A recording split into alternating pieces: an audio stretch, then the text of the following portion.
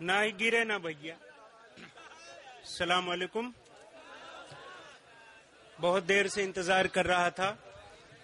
नदीम फारूक साहब ने मुझे उठाया, भगवान आपको उठाए, मतलब शायरी और कविता की दुनिया में उठाए, वो मेरा मतलब नहीं था। एक जोरदार तालियों से इजाजत दें, मैं अपनी औकात पे आ जाता हूं। अभी विकास बौखल भाई पढ़ के गए, मैं बहुत इज्जत करता हूं, मेरे बड़े भाई हैं, हासिब अंग के बहुत अच्छे कवि हैं, और इरफान भाई ने बहुत अच्छा मुशायरा सजाया है, बहुत अच्छी निजामत कर रहे हैं हमारे नदीम फारूक साहब। तमाम अच्छे अच्छे शायर बैठे हैं। आपको 1000 बार सलाम करता हूं, इनको 1500 बार सलाम करता हूं, 2000 बार सलाम करता हूं मीसम गोपालपुरी जी को, 3000 बार सलाम करता हूं अख्तर जी को, और कसम से 1,00,000 बार सलाम करता हूं मैं इरफान भाई को। और इससे ज्यादा मैं चापलूसी कर भी नहीं सकता अपनी कविता पढ़ने के लिए।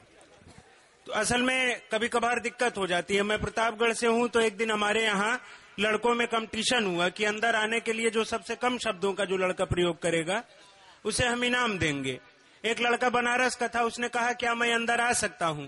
उसका वाक्य थोड़ा लंबा था, उसे भगा दिया, कोई इनाम नहीं मिला। एक लड़का लखनऊ से था, उसने कहा मे आई कम इन सर। एक तो अंग्रेजी में बोला और दूसरा लंबा वाक्य, उसको भी भगा दिया गया। आजमगढ़ का लड़का एक यही मुड़ियार का था, उसका जवाब अगर आपको अच्छा लगे तो आपकी तालियां चाहता हूं। उसने बहुत कम शब्दों का प्रयोग किया, उसने कहा आई क्या। तो ये हौसला, जी शुक्रिया, इमरान भाई की दुआएं मिल रही हैं। ये हौसला सिर्फ जो है अपने आजमगढ़ वालों में ही हो सकता है। असल में उस दिन, आजकल नई नई तमाम पिक्चर आ रही है, उस दिन पिक्चर देख के घर पहुंचे तो हमारी बीबी जो है, हमारी बेगम, हमको 2-4 कंटाप जो है कायदे से जड़ दी। असल में पिक्चर देखते समय हमने उनको फोन किया जब इंटरवल हुआ, हमने कहा जाने मन आज तुम्हारी बड़ी याद आ रही थी जब पिक्चर देख रहे थे, एक एक सीन पे तुम्हारी याद आ रही थी, मैंने तुमको बहुत मिस किया। तो उन्होंने कहा अच्छा कौन सी पिक्चर देख रहे थे। मैंने कहा एक थी डायन। तो घर पहुंचा तो मतलब 2-4 पड़ाका मार दी। तो हमने कहा ये बताओ ये जो थप्पड़ मारा है तुमने मजाक में मारा है कि सीरियस थी। तो उन्होंने कहा मजाक में नहीं, हम सीरियस थे, ऐसी बात बोलोगे तो मजाक क्यों करेंगे। तो हमने कहा तब ठीक है, क्योंकि मजाक हमें भी नहीं पसंद है। तो ये दिक्कत हो जाती। उस दिन गए तो विकास बौखल भाई अपने घर का दरवाजा हिला के उखाड़ लिए थे और दरवाजा सिर पे रख के जो है कहीं ले जा रहे थे। मैंने कहा विकास भाई ये आप क्या कर रहे हैं। कहे दरअसल इसमें जो ताला लगा हुआ था उसकी चाबी कहीं खो गई थी, तो जा रहे हैं चाबी बनवाने। हमने कहा मान लीजिए चोर घुस आए तो। कहे साला घुसेगा कैसे, दरवाजा तो हमारे ही पास है। तो ऐसे ऐसे मतलब लोग हमारे बीच रहते हैं आजकल। शुक्रिया। आजकल बाबा रामदेव जी का बड़ा प्रचार है। बाबा रामदेव जी, अच्छा आपसे जुड़ने के लिए मैं बातें कर रहा हूँ। मैं बहुत विद्वान आदमी हूँ, भगवान कसम कविता भी सुनाऊंगा आपको। थोड़ा बहुत मैं चाहता हूँ माहौल बन जाए, आप मुझसे जुड़ जाएं। चाचा जो है बहुत अच्छे से सुन रहे हैं, लगता है 10-12 साल पहले की अपने समय में चले गए हैं। दो ही लोग तो खूबसूरत हैं पूरे मुशायरे में, एक भगवान झूठ न बुलाए हम, और एक चाचा। जवानी में चाचा हमारे जैसे रहे होंगे, या हम बुढ़ा जाएंगे तो हम चाचा के जैसे हो जाएंगे। बात तो एक ही हुई ना। तो देखिएगा, हाँ भैया, नहीं तो असल में रामेश जौनपुरी जी कहाँ गए भैया, अभी पढ़ के गए, बहुत अच्छा पढ़े, और ये मतलब इंटर कॉलेज में प्रिंसिपल हैं। तो जहाँ ये पढ़ाते हैं उसके बगल में जो है एक पीपल का पेड़ है, उस पे बड़ा बंदर कूदते रहते हैं। तो एक दिन ये पढ़ा रहे थे, लड़के उधर देखने लगे, बंदर कूद रहे थे। इनको बड़ा गुस्सा है, इन्होंने कहा जब मैं कक्षा में मौजूद हूँ तो बंदरों को देखने की क्या जरूरत है। अगर बात समझ में आ गई हो तो तालियां बजा के थोड़ा सा रिचार्ज कर दे। हाँ, मैं बाबा रामदेव की बात कर रहा था। इमरान भाई देखिएगा, बाबा रामदेव जी का बड़ा चलन है, गुड्डू भाई भी उनसे बड़ा जो है प्रभावित होकर योग व्यायाम करने लगे थे। तो असल में योग वगैरह करने से बूढ़े लोग जल्दी मरते नहीं हैं, मृत्यु दर जो है देश की वो कम हो जाती है, 100 साल की एज में मरते हैं। एक बूढ़ा बाबा रामदेव जी का योग कर रहा था और 100 साल की एज में मरने के बाद स्वर्ग पहुंचा। वहां पर जो अप्सरा होती हैं, जिनको हूर कहते हैं, वहां पर अप्सराओं का नाच वाच देख के बड़ा खुश हुआ, कहा यार बाबा रामदेव चक्कर में लेट हो गए, नहीं तो मजा 20 साल पहले ही मिल जाता। ये जो है तमाम बातें होती रहती हैं।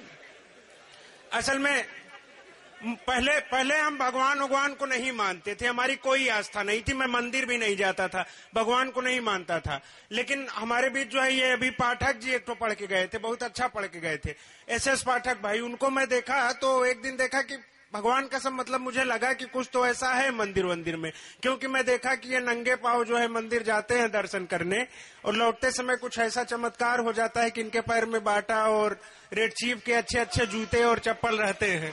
तो मुझे लगा नहीं यार, कुछ तो कुदरती जो है ताकतें हैं, कुछ शक्तियां होती हैं भगवान वगैरह में। देखिएगा, मैं सीधे अब आपको कविता से जोड़ता हूं, ये सब छोटी मोटी बातें आपसे जुड़ने के लिए कर रहा था। देखिएगा, आजकल मोबाइल का बड़ा चलन है, विकास भाई ने भी मोबाइल पे कविता सुनाई। एक कविता मोबाइल पे, पहले सिंगल सिम के मोबाइल आते थे, अब डबल सिम के मोबाइल आने लगे हैं, 2-2, 3-3 सिम के मोबाइल आने लगे हैं।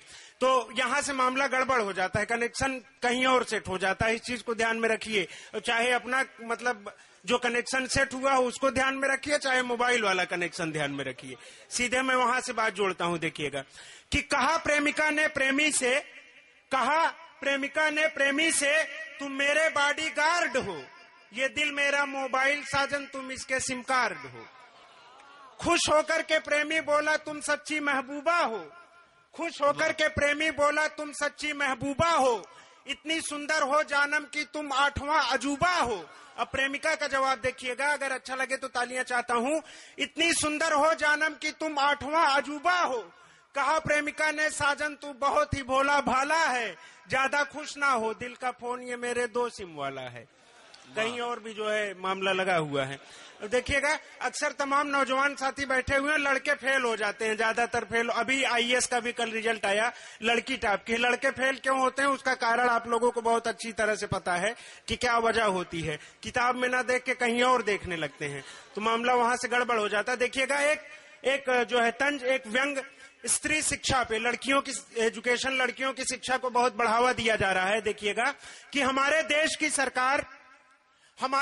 की सरकार आजकल कर रही एक नया प्रचार, कहती है हर लड़की को पढ़ाओ, कहती है हर लड़की को पढ़ाओ, उसे आगे बढ़ाओ, भारत नए कीर्तिमान गढ़ेगा, शिक्षा का स्तर भारत का स्वाभिमान बढ़ेगा। लेकिन मैं इसे नहीं मानता, शिक्षा का स्तर कैसे बढ़ेगा मैं नहीं जानता, मेरा दिल इस नसीहत से बहुत चिढ़ता है। अरे इससे तो शिक्षा का स्तर और भी गिरता है, क्योंकि जिस कॉलेज में लड़कियां पढ़ती हैं वहां कई खेल हो जाते हैं। एक लड़की को पढ़ाने के चक्कर में क्लास के 40 लड़के फेल हो जाते हैं। वाह, तो सही बात है। अच्छा लगे तो थोड़ा ताली वाली बजाते रहिए, हम लोग रिचार्ज होते रहते हैं। आप लोगों का मूड बड़ा खतरनाक है, समझ में नहीं आ रहा है। फैसल रब्बानी अभी पढ़ के गए, उनको भी आप लोगों ने अपनी दुआएं दी, बड़ी नजाकत से पढ़ रहे थे, और कसम भगवान की थोड़ी और नजाकत जो है इनके अंदर आ जाती तो हमको हिना रब्बानी दिखने लगती इनके अंदर, फैसल रब्बानी के बदले। तो ये जो है बातें होती रहती है। देखिएगा, एक सच्ची घटना आपको और बता रहा हूं, एकदम सच्ची घटना, कि आज मेरे प्यार की कहानी तुम सुनो, आज मेरे प्यार की कहानी तुम सुनो, बाखुदा सच है मेरी जबानी तुम सुनो। एक शौक हसीना से मुझे प्यार हो गया, एक शौक हसीना से मुझे प्यार हो गया, पागल सा हो गया जीना मेरा दुश्वार हो गया, एक रोज करके हिम्मत इजहार कर दिया। यही से मामला गड़बड़ा गया, जो नहीं करना था वो कर दिया। एक रोज करके हिम्मत इजहार कर दिया, करना नहीं था जो वो मैंने यार कर दिया। सुनते ही इलू नागिन सी वो फुफकारने लगी, सुनते ही इलू नागिन सी वो फुफकारने लगी, कुत्ता कमीना कह के वो दुत्कारने लगी, बोली कि आईने में खुद को देख ले कल्लू। दिल भाई, बोली कि आईने में खुद को देख ले कल्लू, कान गधे जैसे। क्या समझ गए आप लोग? मैं तो मतलब, बोली कि आईने में खुद को देख ले कल्लू, बोली कि आईने में खुद को देख ले कल्लू, कान गधे जैसे लगता है तू उल्लू। क्या बताऊं यार जब उतारने लगी सैंडल, क्या बताऊं यार जब उतारने लगी सैंडल, देख के मैं डर गया सब पुर्जे गए थे हिल, दे तड़ातड़ मारने लगी। ऐसे ही आवाज होती है, खटर पटर भी होती है, तड़ातड़ भी होती है। आप लोगों में से तमाम लोगों को ये एक्सपीरियंस रहा होगा। दे तड़ातड़ मारने लगी, भूत मेरे प्यार का वो झाड़ने लगी, बंद आंखें हो गई नस ढीली हो गई, बंद आंखें हो गई नस ढीली हो गई, 2 मिनट में पैंट मेरी गीली हो गई। इस तरह मेरे प्यार का भरभंड हो गया और मेरी लव स्टोरी का द एंड हो गया। और मेरी लव स्टोरी का द एंड हो गया। अच्छा, एक बहुत जो है अच्छा शेर है डॉक्टर बशीर बद्र का कि जिंदगी तूने मुझे कब्र से कम दी है, जमीन पाँव फैलाऊं तो दीवार से सर लगता है। अब ये कोई हास्य व्यंग का कवि या कोई मजाहिया शायर अगर लिखेगा तो थोड़ा दूसरे ढंग से इसी बात को लिख देगा। देखिएगा कि कितने मनहूस हैं ये सास ससुर भी मेरे, कितने मनहूस हैं ये सास ससुर भी मेरे, घुटने में दर्द है सोते हुए डर लगता है, और ऐसे कमरे में सुला देते हैं मुझको साले, पाँव फैलाऊं तो दीवार से सर लगता है। वाह वाह। ससुराल में ये इज्जत होती है। एक छोटी सी कविता मैं और सुना के मैं शहीद हो जाऊंगा, मैं अपनी जगह लूंगा। देखिएगा कि हाँ भैया, देखिएगा जी कि मतलब लड़के फेल होते हैं तो अक्सर बाप लोग बड़े नाराज होते हैं और कहते हैं कि आज के बाद हमारा तुम्हारा कोई रिश्ता नहीं है, या कभी कभार ज्यादा गुस्साते हैं तो कह देते हैं गधे की औलाद। तो एक कविता मैंने वहां से उठाई है कि मेरे मोहल्ले में एक बड़ा अजीब खेल हो गया, मेरे मोहल्ले में एक बड़ा अजीब खेल हो गया, शर्मा जी का लड़का कक्षा 10 में फेल हो गया।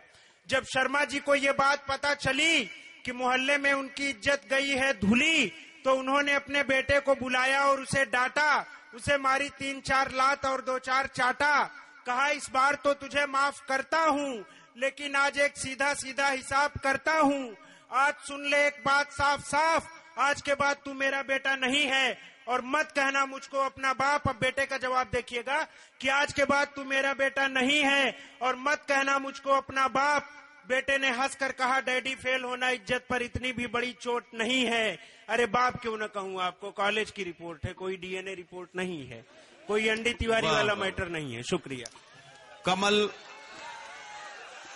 कमल प्रताप